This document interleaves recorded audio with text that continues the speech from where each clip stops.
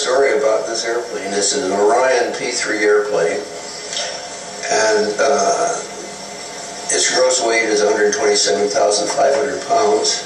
It can carry 60,000 gallons of fuel, and it can carry well a load of armament, you know, like 10 torpedoes, depth charges of all types, and being a submarine hunter airplane, why, they've got all kinds of other equipment on board. They have redundant equipment for safety. It's an airplane that has lived through a long period of time, and even today, its upgrade model is still flying.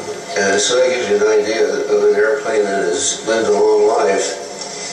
Now, this airplane vanished off the California coast near Point Sur with 8 crew members aboard. The date was May 27th, 1972. Their last radio contact was over what was then known as the Salinas radio beacon. And this beacon is located on the coast and practically directly west of the town of Salinas. Now, if anyone would like to see the full content of the news clip, why see me afterwards when we're at the book table. Now, I've told you about some of the characteristics. It has 4,300 horsepower engines. And so when you add the torpedoes, the 13 depth bomb of different sizes, 6 mines, 3 1,000 pounders and 3 2,000 pounders, you got a lot of equipment that was lost off of Point Sur. The commanding officer of the day for the squadron was actually, according to the press article, just befuddled because he could not imagine how an airplane like that could vanish, literally vanish. There was no oil trace in the search. They really scoured things and they came up with nothing. So this airplane just really disappeared, along with the people aboard. But I will tell you a little bit more about that in conjunction with some things that happened on Monterey Bay. Now, the Point Sur is located slightly south of the Monterey Bay area, and is about halfway. Now, that's a very dim slide, so you have to tune that up. There we go. You see Monterey Bay there, and you got a pointer.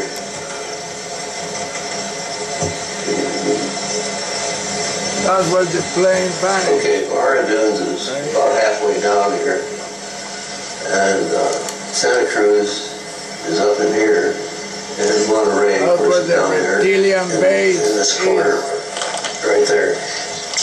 Monterey is down at the bottom corner, and Bahara Dunes, which is labeled, you can see quite clearly. Okay, so in September of 1971, I was at Bahara Dunes. We spent a week vacation there, and this was the last day, the full day that we were going to be there. And I was laying flat on my back at Bahara Dunes, looking up this way. And when I did that, why, I saw a bright, very bright light, intense light. And I thought at first it was a huge Navy helicopter crossing the bay. I had seen those before, and I thought surely that was it. And the sun had been over my back, and so it was shining towards what would have been the windscreen of the airplane. But after a while, it became evident that no windscreen could produce the reflections that I was beginning to see. And so at this juncture, I ran and got a binocular and took a sighting on it. And what I found was, we have here a model.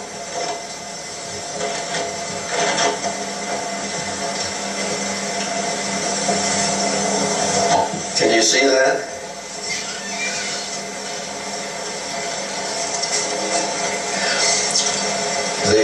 The thing that I saw was a silvery vehicle that was long. Its diameter was maybe about 1/13 of its length. It had azure blue flames at each end, and it kept going through capabilities that it had. What happened next was that two flames, rod-like flames, shot out, indicated by these two elements, and then between those two elements was a black rod kind of thing. And when it reached the end of where the flame-like pair were, a huge, intense light was formed, like an arc light. Where's the light? You probably are wondering what these are. First, let me tell you that underneath the nose there was flame-like characteristics too. I call that part a mustache for the vehicle. Now, the streamers, there were pairs of streamers, one from each side would come up and coalesce together. And there were a number of these, and I've shown 3 here with the model. The streamers were pinched plasma. That is, there's a ball of plasma that would come out. And plasma, there is 4 states of matter: solid, liquid, gas, and plasma. That means that it's gas at high temperature. So it would belch out a globule of plasma, and it would pitch down, and then another globule would move up. And so these globules would just move along here with a successive one being coming out from the vehicle. Okay, so that was the case. The interesting thing about these streamers were that they were a sickening chartreuse, that is a yellow-green, and that means that there was chlorine in that streamer, and this would be enough to upset our ozone layer, is to get some of that chlorine there. That's an easy way to do it. Highly conductive. Okay, so I realized as the aft end was being covered over with a cloud-like character that I best go and try to take a picture before I lost all the picture over its full length. And that I did, and I was successful in getting one picture that it's all clouded up from here to about in here. Still, you can tell that there is a body in there, and you're going to see that. It took me a long while to figure that out, but because it was so hard to get out of the film that I had.